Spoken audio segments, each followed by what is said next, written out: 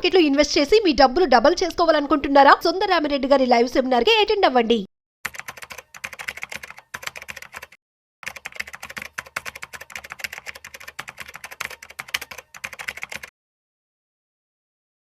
నమస్తే, welcome to Vishnu talks. నేను విష్ణు. ప్రస్తుతంతో పాటు సీనియర్ ఫినాన్స్ ప్రొఫెషనల్ గిరిబాబు గారు ఉన్నారు. గిరిబాబు గారితో మాట్లాడదాం.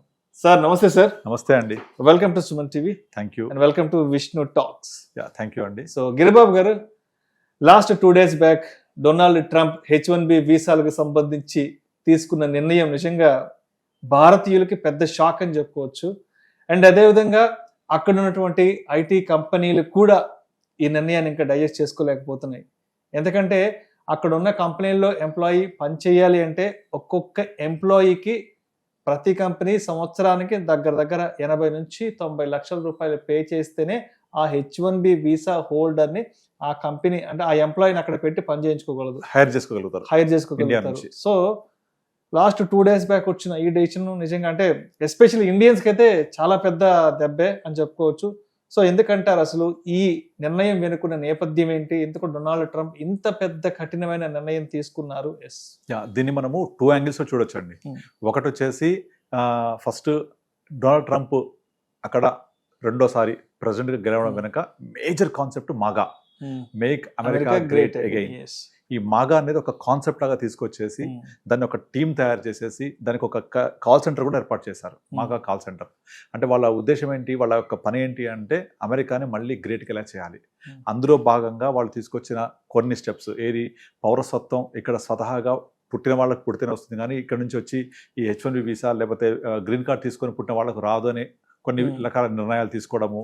రాజ్యాంగంలో అది లేదు యాక్చువల్గా, అలాంటి వాటిని కూడా తీసుకురావడము. దాంట్లో భాగంగా మనం లాస్ట్ నవంబర్లో గెలిచినప్పటి నుంచి ప్రతి నెల ఏదో ఒక కొత్త రూల్స్ పెడుతున్నాడు. అందులో టారిఫ్స్ ఒకటి చాలా ఇబ్బంది పెట్టేలాగా, ప్రపంచంలో ఉన్న అన్ని దేశాలని వదిలిపెట్టకుండా ఇంక్లూడింగ్ ఇండియా, మాకు చాలా క్లోజ్ ఫ్రెండ్ ఇండియా అని అంటూనే మన మీద 25% వేసి మళ్ళీ ఇమీడియట్లీ మీరు క్రూడ్ ఆయిల్ రష్యా దగ్గర కొనబట్టి వాళ్ళకి డబ్బులు రాబట్టి ఉక్రెయిన్ మీద మీరు మన వార్ జరుగుతోంది. సో ఇండైరెక్ట్ గా ఉక్రెయిన్ వారికి ఇండియానే కారణం అని చెప్పేసి మన మీద ఇంకొక 25% అదనంగా వేశాడు. ఇవన్నీ ఏంటంటే ఒక సాధింపు చర్యలు ఇవన్నీ లాంటివే సాకులు ఇవన్నీ కూడా. ఇవన్నీ ఒక ఎత్తు అయితే ఇప్పుడు డైరెక్ట్ ఇంపాక్ట్, ఇప్పుడు ఈ టారిఫ్స్ వేయడం అనేది దేశం మీద ఇంపాక్ట్ అవుతుంది. తర్వాత ఇంకా అంతకుముందు తీసుకున్న చర్యలు అన్నీ కూడా దేశం మీద మ్యాక్రో లెవెల్ ఇంపాక్ట్ అవుతాయి.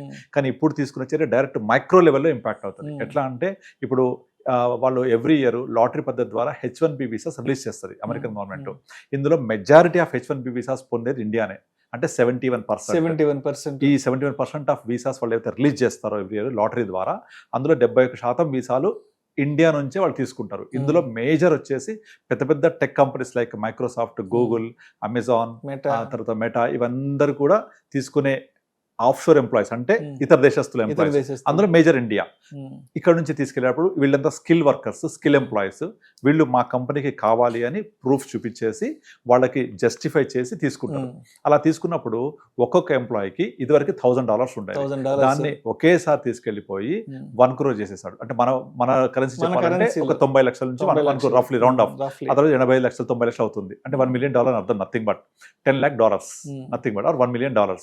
$1 million కడితే ఒక H1B వీసా యాక్సెప్ట్ అవుతుంది. అంటే H1B వీసాకి అప్లై చేయాలి, తో పాటుగా ఒక ఫీజు కట్టాలన్నమాట. ఆ ఫీజు కడితే ఎన్నైతే లాటరీలో అలాట్ అవుతాయో అలాట్ అన్న పెద్దని కట్టాలి. ఇది డైరెక్ట్గా కంపెనీ మీద మన ఫైనాన్షియల్ బర్డన్ పెరిగిపోతుంది.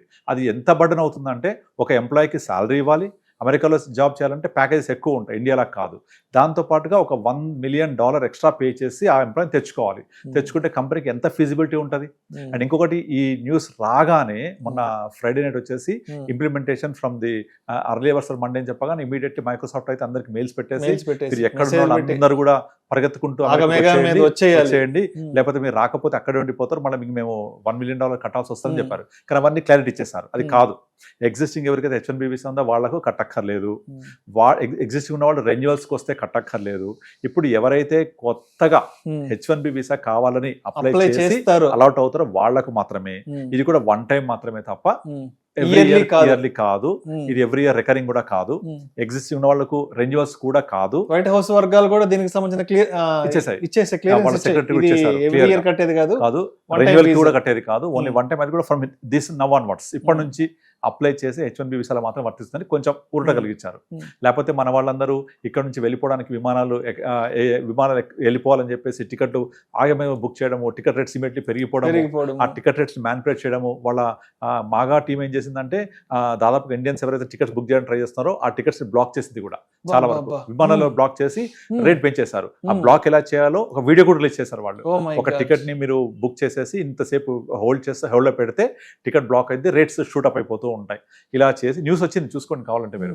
ఇలా చేసి దాన్ని ఆ టికెట్ ప్రైస్ పెంచేలా చేశారు. అంటే ఇండైరెక్ట్ గా మనల్ని చాలా ఇబ్బంది పెట్టేలాగా. అంటే ఎక్కడ అక్కడ బ్లాక్ చేసి అక్కడ ఉన్న వాళ్ళు తెరవేయాలి, ఇక్కడ ఉన్న అక్కడ రాకుండా చేయాలి. ఎందుకంటే దీని వెనక మొత్తం అంతా కూడా వాళ్ళు చెప్పేది ఏంటంటే మన తెలంగాణ ఉద్యమం వెనక ఊపిరి ఏంటి, నీళ్లు నిధులు నియామకాలు. ఎగ్జాక్ట్లీ వీళ్ళు కూడా అంతే. డొనాల్డ్ ట్రంప్ గెలవడానికి ముఖ్య కారణం ఇక్కడ మన ఉద్యోగాలు మనకే, మన స్థానిక ఉద్యోగాలు స్థానికులకే ఉండాలి, ఇక్కడ ఉత్పత్తి జరగాలి, ఈ ఉత్పత్తి ఇక్కడే సేల్ అవ్వాలి. సో అమెరికా అనేది పెత్తనం కాదు, మన ప్రపంచం మీద మన పెత్తనం కాదు. మనము ఫస్ట్ మనతో మమేకం అయ్యి మన దేశం ముందుకెళ్ళాలి. Make America great again. ఈ కాన్సెప్ట్కి అనుకూలంగా ఉండేలాగే స్టెప్స్ తీసుకుంటూ వస్తున్నాడు. అయితే ఇలా తీసుకొని మనకి ఇబ్బంది పెట్టే పరిస్థితి తీసుకొచ్చేసాడు. ఎందుకు అంటే ఇప్పుడు ఇండియాలో చూస్తే దాదాపుగా మీకు ఒక మంచి IITs చదువుకున్న వాళ్ళు కానీ, లేదా ఇది ఒక టెక్నాలజీ ఒకటే కాదు, ఈవెన్ ప్రొఫెషనల్ డిగ్రీ ఉన్న డాక్టర్స్ లాంటి వాళ్ళు, లేదంటే కొంచెం లీగల్ సర్వీసెస్ ఉన్న వాళ్ళు, any other segment, chartered accountants, పెద్ద పెద్ద చార్టర్డ్ అకౌంటెంట్స్, వీళ్ళందరూ కూడా ఇండియాలో నుంచి నాకు ఏమైనా గుడ్ ప్యాకేజ్ కావాలి, మంచి వేతనాలు కావాలి, మంచి వర్క్ కల్చర్ కావాలి అంటే వాళ్ళకి ఫస్ట్ అమెరికా కనపడుతుంది. ఇలాంటి అమెరికా నుంచి వెళ్ళిన వాళ్ళందరికీ అక్కడ మంచి వర్క్ కల్చర్ వచ్చి అక్కడ ఉన్న ఉద్యోగాన్ని దెబ్బ కొట్టేలాగా చేస్తున్నారు. అంటే ఇక్కడ బీటెక్ అయిపోగానే వెంటనే MS కి అమెరికాకి వెళ్ళిపోవాలి, అక్కడ జాబ్ చేయాలి. లేదంటే ఇక్కడ సాఫ్ట్వేర్ లో ఒక 2-3 ఏళ్ళు ఎక్స్పీరియన్స్ వచ్చిందంటే నెక్స్ట్ అమెరికాకి వెళ్ళిపోవాలి, అక్కడికి వెళ్ళి పెళ్లి చేసుకోవాలి, అక్కడ డబ్బు సంపాదించాలి. ఇదంతా మన వాళ్ళ ఉద్దేశం, తప్పేం లేదు ఇందులో. అది డబ్బు సంపాదించడానికి మార్గం ఉంది, వెళ్తున్నారు. కానీ ఇలా మనం వెళ్ళినప్పుడు అక్కడున్న లోకల్ ఆపర్చునిటీస్ ని వాళ్ళు కాంపిటేట్ అవుతున్నారు కాబట్టి అయ్యి మన వాళ్ళు అన్ని విధాలుగా తీసుకుంటే ప్రైస్ పరంగా తక్కువనే ఉంటుంది, స్కిల్ పరంగా చాలా హైలీ స్కిల్డ్ ఉంటారు. సో కంపెనీస్ కి బెనిఫిట్ అది కనుక ఇక్కడ నుంచి వెళ్ళడానికి ఎంకరేజ్ చేసేవాళ్ళు ఆ కంపెనీస్. బట్ ఈ వీసా ఫీ ఇంత భారీగా పెంచడం $1,000 నుంచి $1 million. అంటే అంతకు ముందు ఒక 80-85 వేలు ఉండేది, ఇవాళ 85 నుంచి 90 లక్షలు. ఎక్కడ చూడండి, 85 వేలు ఎక్కడ, 85 లక్షలు, 100 రెట్లు పెంచేశాడు. 100 రెట్లు పెంచితే మళ్ళీ నెంబర్ ఆఫ్ వీసాస్ ఇంటూ ఈ ప్రైస్ తీసుకుంటే ఎక్కడికో వెళ్ళిపోద్ది. ఇప్పుడు మన గోల్డెన్ వీసా కూడా ఇంట్రొడ్యూస్ చేశారు కదా, 8 కోట్లు కట్టాలి మన కరెన్సీలో, కడితే గోల్డెన్ వీసా వస్తుంది. అందులో 1/10 H1B వీసా. అంటే ఒక విధంగా ఇది డబ్బు రావడమే కాకుండా ఇతర దేశస్తులు రావాలంటే కూడా కొంత అడ్డంకులు సృష్టించడం జరుగుతుంది. సో దీనివల్ల ఏమవుతుందంటే మన అక్కడున్న టెక్ కంపెనీస్ కి ఇది కొంచెం ఆర్థికంగా భారమే, ఆర్థికంగా చాలా భారం. ఎందుకంటే అంత ముందు 80-85 వేలు కట్టే వాళ్ళు ఒక మనిషి మీద, ఈ రోజు 85 నుంచి 90 లక్షలు కట్టాలంటే ఆ కంపెనీస్ కి ఫైనాన్షియల్ గా ఎంత పెద్ద బ్యారియర్ అవుతుంది. కరెక్ట్. అయితే ఇప్పుడు అక్కడున్న లోకల్ కంపెనీస్ ఇక కొత్తగా ఇక్కడి నుంచి తీసుకుపోవాలంటే ఆలోచిస్తాయి. ఓకే, ఇది నెగటివ్. బట్ ఒక మంచి అదృష్టం ఏంటంటే రెన్యువల్ మీద లేదు, అండ్ ఆల్రెడీ ఎగ్జిస్టింగ్ వాళ్ళు కట్టక్కర్లేదు. మీరు ఆల్రెడీ ఎగ్జిస్టింగ్ వాళ్ళు ఎన్నిసార్లు రావచ్చు పోవచ్చు, తర్వాత రెన్యువల్ చేసేప్పుడు మీకు ఈ ఫీజు వర్తించదు, పాతది వర్తిస్తవి. ఇలా చెప్పడం వల్ల కొంతవరకు ఊరట కలిగినట్టు. కానీ ఇది ఫ్యూచర్ ఆలోచిద్దాం మనం ఏం జరుగుద్ది అనేది. ఇప్పుడు నార్మల్గా ఇలా వాళ్ళు ఇండియా నుంచి తీసుకెళ్లాలంటే చాలా భారం అవుతారు కదా మన ఎంప్లాయీస్ అందరూ కూడా. అప్పుడు ఏమవుతుంది, ఆ కంపెనీస్ ఇండియాకి వచ్చి ఇక్కడ ఒక ఆఫీస్ ఎస్టాబ్లిష్ చేస్తే అది మనకి ఎంతవరకు వర్కౌట్ అవుతుంది, ఏది ఫీజిబుల్ గా ఉంటుంది. ఆ కంపెనీ ఇండియా తీసుకొచ్చి ఇక్కడ మన స్టేట్ గవర్నమెంట్స్ కానీ సెంట్రల్ గవర్నమెంట్స్ కానీ వెల్కమ్ చెప్తే వాళ్ళు వస్తామంటే వాళ్ళకి కావాల్సిన ఇన్ఫ్రాస్ట్రక్చర్ ప్రొవైడ్ చేస్తాం మనం. ప్రొవైడ్ చేసి ఒక కంపెనీ ఎస్టాబ్లిష్ చేస్తే ఒక బిల్డింగ్ కదా, అక్కడ హై ఎంప్లాయీస్ హైర్ చేసుకొని తీసుకుంటే అయిపోతుంది. అది ఎంత తొందరగా చేయొచ్చు, ఎంత తక్కువ కాస్ట్ లో చేయొచ్చు అని చూసుకొని వాళ్ళు ఆలోచిస్తే కనుక ఇండియాకి వచ్చి చేయడమే చాలా లో కాస్ట్ లో పడుతుంది అని అర్థమవుతుంది. అదే ఆఫీస్ తీసుకెళ్లి మాదాపూర్లోనే గచ్చిబౌలిలో పెట్టుకుంటే వర్కౌట్ అయిపోతుంది కదా. ఇది పర్ హెడ్ 1 million కట్టక్కర్లేదు కదా. తర్వాత ఇక్కడ మన గవర్నమెంట్స్ అని కూడా ఇన్ఫ్రాస్ట్రక్చర్, తర్వాత ఈ ఎంప్లాయ్మెంట్ జనరేట్ చేస్తాము అంటే ల్యాండ్ తక్కువ రేట్కి ఇచ్చేస్తారు, ఫ్రీగా ఇస్తారు, ఎలక్ట్రిసిటీ సబ్సిడీస్ లో ఇస్తారు, అన్ని రకాల ఫెసిలిటీస్ ప్రొవైడ్ చేస్తారు. ఎందుకంటే మేము ఇంత ఎంప్లాయ్మెంట్ జనరేట్ చేస్తాము అని కనుక చూపించగలిగితే కనబడుతుంది కూడా. 5-10 లక్షలు రెంట్ కట్టుకున్న చాలు, కమర్షియల్ స్పేస్ కి వచ్చేస్తుంది. దీనివల్ల ఇండియాకి ఇది చాలా చాలా చాలా మంచి పరిణామం. సో మన ఇండియన్ ఎకానమీ బూస్ట్ అవ్వడానికి, తర్వాత ఇన్ఫ్రాస్ట్రక్చర్ ఇక్కడ లోకల్లో బిల్డ్ అవ్వడానికి, మన ఇక్కడ చదువుకున్న వాళ్ళకి ఇక్కడ ఉద్యోగాలు దొరకడానికి అన్ని విధాలుగా ఇది సపోర్ట్ అవుతుంది. ఇప్పుడు ఒక టెక్ కంపెనీ కనుక ఎస్టాబ్లిష్ చేస్తే ఫర్ ఎగ్జాంపుల్ ఒక 20,000 మంది హెడ్ కౌంట్ ఉన్నారు అనుకోండి, అంటే చదువుకున్న వాళ్ళకి జాబ్లు వచ్చినట్టే లోపల. ఆ 20,000 మంది ఎంప్లాయీస్ ఉన్నారంటే వాళ్ళకు సపోర్ట్ స్టాఫ్ ఎంతమంది కావాలి, సర్వీస్ స్టాఫ్ ఎంతమంది కావాలి, క్యాబ్స్ ఎంతమంది కావాలి, హాస్పిటాలిటీ ఇవన్నీ అవసరం అయితే. అంటే చదువుకున్న వాళ్ళకి లోపల ఉద్యోగాలు దొరుకుతాయి, చదువు లేని వాళ్ళకు సర్వీస్ స్టాఫ్ గా, సపోర్ట్ స్టాఫ్ గా, సర్వెంట్ లాగా సపోర్ట్ అవుతుంది. వాళ్ళందరికీ మన ఉద్యోగాలు వస్తాయి, జీతాలు వస్తాయి, సర్వీస్ వస్తాయి, తర్వాత మన హోమ్ మేడ్ సర్వీస్ వస్తాయి. వీళ్ళందరూ ఉండడానికి కొంచెం ఇల్లు కొనుక్కుంటారు, అట్లా రియల్ ఎస్టేట్ డెవలప్ అవుతుంది, అండ్ వాళ్ళకు ఇన్ఫ్రాస్ట్రక్చర్ బిల్డ్ అవుతుంది, వాళ్ళకు మాల్స్ అవసరం అయితే, హాస్పిటల్స్, స్కూల్స్, ఇవన్నీ మనకు తెలియకుండా ఇన్ఫ్రాస్ట్రక్చర్ బిల్డ్ అవుతూనే ఉంటుంది. ఇప్పుడు ఒక హైటెక్ సిటీ దగ్గర ఐటీ హబ్ ఇలా డెవలప్ అవడం వల్ల ఇన్ని లక్షల మందికి ఉపాధి దొరకడం వల్ల ఇన్ని లక్షల మంది ఇండైరెక్ట్ గా డిపెండ్ అయ్యారు దాని మీద, వాళ్ళ మీద. అంతమందికి ఇండైరెక్ట్ గా హెల్ప్ అవుతుంది కదా. కుకట్పల్లి, మాదాపూర్, గచ్చిబౌలి, కొండాపూర్ ఇవన్నీ ఏరియాస్ అలా ప్రాస్పరస్ అయినాయి కదా. ఇవాళ మన లాంటి వాళ్ళందరం ఇవాళ పక్క డిస్ట్రిక్ట్స్ నుంచి ఇవాళ హైదరాబాద్ కు వచ్చి సెటిల్ అయ్యామంటే all because of one of the reason IT. So అలాంటి మళ్ళీ ఒక మంచి రెవల్యూషనరీ చేంజ్ రావడానికి ఒక పునాది అనుకోవచ్చు ఇది, ఇన్ పాజిటివ్ యాంగిల్.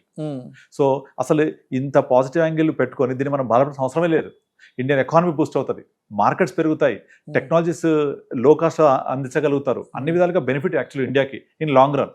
అందుకనే డొనాల్డ్ ట్రంప్ ఆస్పెక్ట్, ఆయన పర్సెప్షన్ ప్రకారం అంటే ఆయన మనల్ని ఏదో చేద్దాము, మనల్ని ఏదో ఆపేద్దాం అనుకుంటున్నాడు కానీ, బట్ ఆయన తీసుకున్న ఈ నిర్ణయం వల్ల ఇది ఫర్దర్ గా నెక్స్ట్ ఒక 2-3 ఏళ్ళు, ఒక 4-5 ఏళ్ళ తర్వాత ఎగ్జాక్ట్లీ ఇండస్ట్రియల్ రెవల్యూషన్ ఇక్కడ మనకి బాగా వస్తుంది. ఎగ్జాక్ట్లీ ఇదే పాయింట్ నిన్న ప్రైమ్ మినిస్టర్ జాతి ఉద్దేశించి ప్రసంగిస్తూ మనం ఏదైతే ఇప్పుడు వార్ కైండ్ ఆఫ్ సిచ్యువేషన్ చూస్తున్నామో దీనికి ఒకటే ఒక సొల్యూషన్, ఆత్మనిర్భర్ భారత్ అంటే సెల్ఫ్ సస్టైనబిలిటీ. ఇక్కడ నుంచి స్వయంగా మనం సమృద్ధి చేసుకోవాలి, ప్రతిదీ మనమే చేసుకోవాలి, ఆధారపడవద్దు, మనం ఎక్స్పోర్ట్ ఓరియంటెడ్ ఉండాలి, ఇంపోర్ట్ చేసుకోవద్దు. ఇలాంటి ఉద్దేశంలోనే తను నిన్న ప్రైమ్ మినిస్టర్ గారు మాట్లాడుతూ చెప్పారు. అదంతా కూడా క్లియర్ గా సాకారం అవ్వడానికి చాలా స్కోప్ ఉంటుంది ఇలాంటి పిచ్చి పిచ్చి నిర్ణయాలు తీసుకోవడం వల్ల. ఎందుకంటే కంపెనీస్ అన్ని డిఫరెంట్ ఆలోచిస్తాయి, ఆలోచించి వాళ్ళు మాకు ఎంతమంది ఎంప్లాయీస్ తీసుకురావాలి, ఇక్కడికి ఎంత ఎక్స్పెండిచర్ అవుతుంది, ఇదే మేము కనుక ఇండియాలో పెడితే ఎంత వర్కౌట్ అవుతుంది, అది ఆలోచిస్తే డెఫినెట్లీ ఇండియాలో ఎస్టాబ్లిష్ చేయడం చాలా తక్కువ రేట్ పడుతుంది, ఇండియాకే బెనిఫిట్ అవుతుంది లాంగ్ రన్ లో. సో మొత్తానికి మనల్ని దెబ్బ కొడదాం అనుకున్న నిర్ణయం ఇది భవిష్యత్తులో ఇది మనకే ఒక మంచి వరంగా పరిణమిస్తారు. అంటే ఇండస్ట్రియల్ గా మనం ఇంకా గ్రో అవ్వడానికి, ఇండియాలోనే ఇంకా ఉపాధి ఉద్యోగ అవకాశాలు దొరకడానికి ఇది ఇంకా అంటే ప్రత్యక్షంగా పరోక్షంగా ఏ విధంగా చూసినా ఇది మనకే బెనిఫిట్ అవుతుంది. ఎగ్జాక్ట్లీ. అయితే ఇక్కడ ఇంకొక పాయింట్, అసలు వాళ్ళు ఇలాంటి ఒక డెసిషన్ తీసుకోవడానికి ఉన్న నేపథ్యం ఏంటి, కారణం ఏంటి అని చూస్తే ఒక్కసారి చూద్దాం. ఏంటి యాక్చువల్ గా ఒక ఇండియా నుంచి యుఎస్కే వెళ్ళిన మన ఉద్యోగులు అయితే వలస వెళ్దామని చెప్పొచ్చు. వీళ్ళందరినీ 2 phases గా డివైడ్ చేయొచ్చు. ఒకళ్ళు బిఫోర్ 2000 ఒక వర్గం, ఆఫ్టర్ 2000 ఒక వర్గం.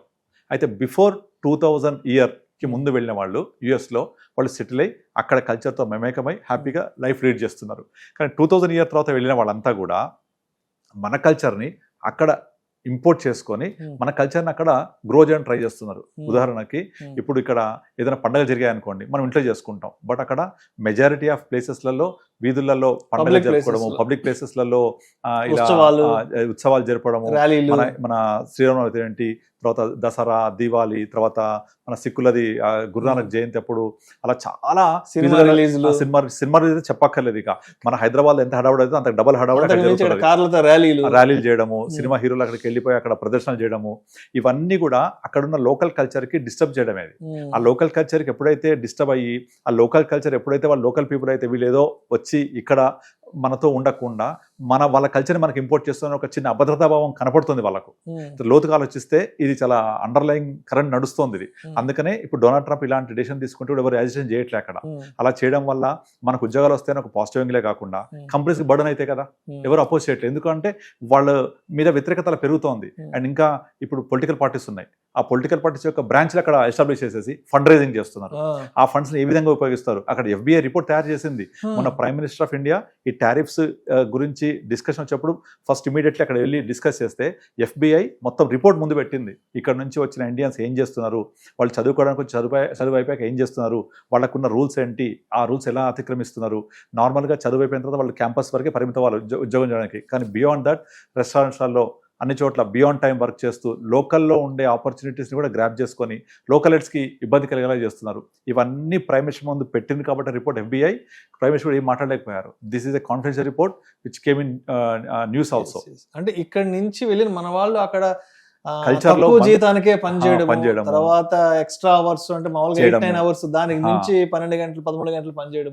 ఇలా చేస్తూ వాళ్ళ కల్చర్ని కొంత కలుషితం చేస్తూనే చెప్పొచ్చు. వాళ్ళ కల్చర్ని అంటే మనము అంటే ఇంట్లో పండగ మన చేసుకోవచ్చు, వాళ్ళు అక్కడ ఆక్యుపై చేస్తున్నారు. చేస్తున్నారు. ఎగ్జాక్ట్లీ. మనం ఇంట్లో పండగ చేసుకోవచ్చు, ఇంట్లో ఏమైనా చేసుకోవచ్చు, ఎవరు కాదనరు. కానీ వీధుల్లోకి వచ్చి వాళ్ళ ఒక సాధారణ జీవన శైలికి, వాళ్ళ ప్రశాంతమైన జీవన శైలికి కొంచెం ఇబ్బంది కలిగించేలాగా ఇలాంటి సామూహిక ర్యాలీలు, చేయడము, ఉత్సవాలు పండగలు. చేయడము. ముఖ్యంగా ఈ పొలిటికల్ పార్టీస్ పొలిటికల్ ఎలక్షన్స్ అప్పుడైతే ఆల్మోస్ట్ సిమిలర్ హైదరాబాద్ లాంటి ప్లేస్ లో ఉండే ఇలాంటి వాతావరణం చూడొచ్చు మనం, డల్లాస్ లాంటి ఏరియాస్లలో. ఇది అక్కడ చాలా ఇబ్బందికర పరిణామం. అదే మనం ఉంటే క్లోజ్డ్ గ్రూప్ లో చేసుకోవాలి, అలా కాకుండా బహిరంగంగా. ఇక మన తెలుగు అసోసియేషన్స్ చాలా ఉన్నాయి, ముఖ్యంగా తెలుగు వాళ్ళు. ఇదంతా తెలుగు అసోసియేషన్స్ అయితే ఏంటి, ఇక ప్రతి చోట కూడా గ్యాదరింగ్స్, డబ్బులు కలెక్ట్ చేయడము, ఆ తర్వాత కొన్ని రకాల అరాచక పనులు, కమ్యూనిటీకి సంబంధించిన అసోసియేషన్స్ క్రియేట్ చేయడం, ఇవన్నీ చాలా ఎక్కువైపోయాయి ఈ మధ్య కాలంలో.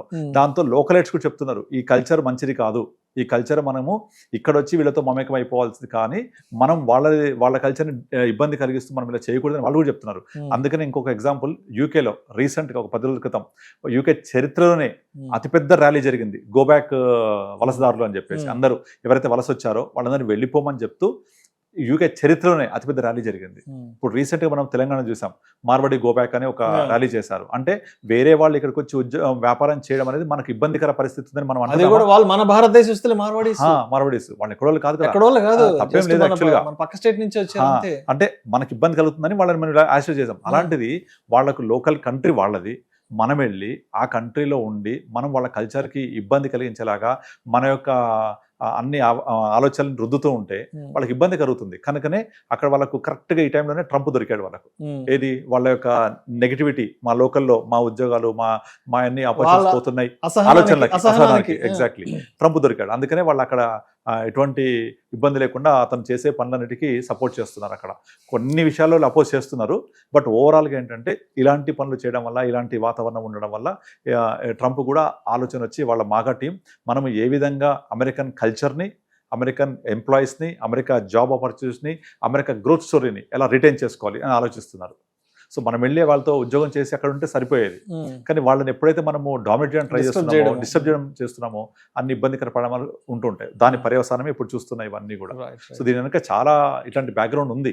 కనుకనే మనము ఒక విధంగా పాజిటివ్ యాంగిల్ ఏంటంటే ఇండియా గ్రో అవుతుంది, మంచి పరిణామం.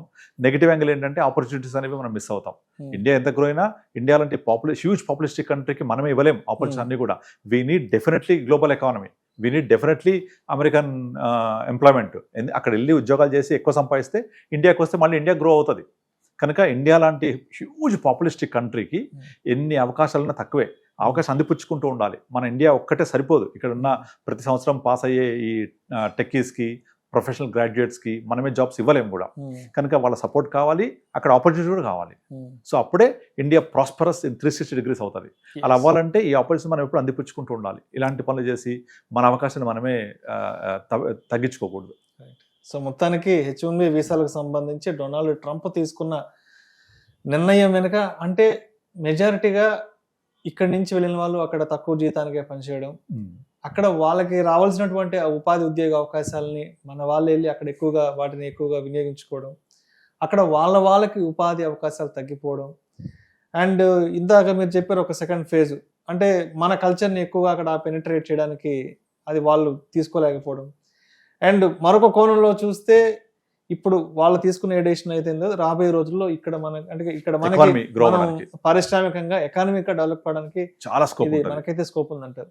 బట్ స్టిల్ ఆపర్చునిటీ ఉండాలి, అంత కలిసి ముందుకెళ్తూ ఉండాలి. సో మొత్తానికి మోదీ గారు కూడా పిలుపునిచ్చారు, ఏదైనా సరే ఇక్కడ నుంచి మనం బయట దేశాల మీద ఆధారపడడం కూడా Atmanirbhar Bharat, make in India కూడా ఏదైనా సరే ప్రతి చిప్ నుంచి సిమ్ కార్డ్ వరకు ప్రతిదీ మనమే తయారు చేసుకోవాలంటూ కూడా వారు కూడా చాలా చక్కని పిలుపునివ్వడం జరిగింది sir. Thank you sir, thank you so much.